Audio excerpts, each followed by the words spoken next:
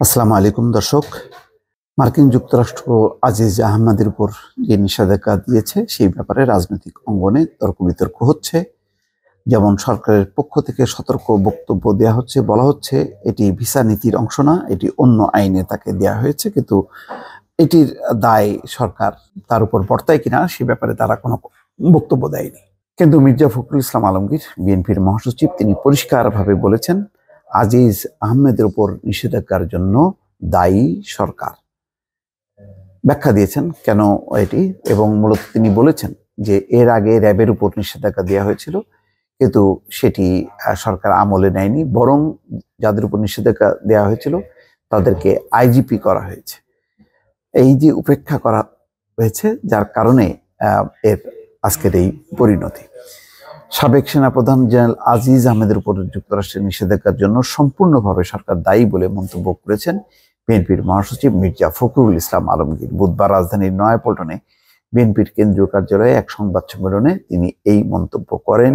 তাদের অন্য একটি বিষয় নিয়ে এটি ছিল জিয়াউর রহমানের মৃত্যুবার্ষিকীর 15 দিন ব্যাপী পালন, সেটি উপলক্ষে সেখানে সাংবাদিকদের প্রশ্নের জবাবে তিনি বলছেন যে আজকে দেখুন কত বড় লজ্জার কথা, সাবেক সেনাপ্রধান আজিজের বিরুদ্ধে আমেরিকা থেকে নিষেধাজ্ঞা দেওয়া হয়েছে। এটা আমাদের জাতির জন্য অত্যন্ত লজ্জাস্কর।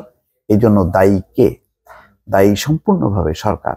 তারা সেনাবাহিনীকে অন্যায়ভাবে ব্যবহার করার চেষ্টা করার কারণেই আজকে এই ঘটনাটি ঘটেছে। আজকে বাইরে মিডিয়াগুলো থেকে অনেকবার আজিজের বিষয়ে কথা বলা হয়েছে, কিন্তু সরকার সে বিষয়ে ব্যবস্থা নেওয়া হয়নি। অর্থাৎ ইঙ্গিত করেছেন যে আল জাজিরায় যে প্রতিবেদনটি হয়েছিল সেটি নিয়ে যথেষ্ট আলোড়ন তৈরি হয়েছিল, কিন্তু সেটি নিয়ে সরকার কোনো পদক্ষেপ নেয়নি। শুধু তাই নয়, এখনো তারা যেটা বলছে রাজনৈতিক কথাবার্তা। সেনাবাহিনী হচ্ছে আমাদের সবচেয়ে ভরসার একটা প্রতিষ্ঠান। সেই সেনাবাহিনীকে যদি সরকারের কারণে হেয় প্রতিপন্ন করা হয়, সেটা কখনোই এদেশের মানুষ মেনে নেবে না। দর্শক, ওই যে বলা হচ্ছে যে এখনো পর্যন্ত তারা যে কথাবার্তা বলছে সেটি হচ্ছে রাজনৈতিক কথাবার্তা। অর্থাৎ কোন আইনে না ভিসা নীতির আওতায় নির্বাচনকে কেন্দ্র করে যে ভিসা নীতি ঘোষণা করেছিল তার আওতায় নয়, অন্য আইনে দেওয়া হয়েছে। এইভাবে কথা বলে তারা একটা তৃপ্তি খোঁজার চেষ্টা করছে, সেটাকেই ইঙ্গিত করছেন মির্জা ফখরুল ইসলাম আলমগীর। এক প্রশ্নের জবাবে মির্জা ফখরুল ইসলাম আলমগীর আরো বলছেন যে র্যাবের যে সকল কর্মকর্তার উপর নিষেধাজ্ঞা আসলো তা থেকে তারা তো কোনো শিক্ষা নিলেন না। তাদের মধ্যে একজন আইজিপিও হলেন, এখনো মনে হয় আছেন। এটার কতটুকু প্রভাব এদের উপরে পড়ে আমার ধারণাই নেই। তারা তাদের ক্ষমতায় থাকার লক্ষ্যকে চূড়ান্ত করার জন্য এই বাহিনীগুলোকে ব্যবহার করে। অর্থাৎ তিনি বলছেন যে বাহিনীগুলোকে ব্যবহার করা হচ্ছে এবং তার প্রধানদেরকে খুশি করা হচ্ছে, এবং এই খুশি করতে যে এই বাহিনীগুলো যখন নাকি মানবাধিকার লঙ্ঘন, দুর্নীতি, অনিয়ম এগুলোর মধ্যে জড়িয়ে পড়ছে, তখন সরকার নির্বিকার থাকছে, সেগুলোকে ছাড় দিচ্ছে, সেগুলোর ব্যাপারে কোনো ব্যবস্থা নিচ্ছে না।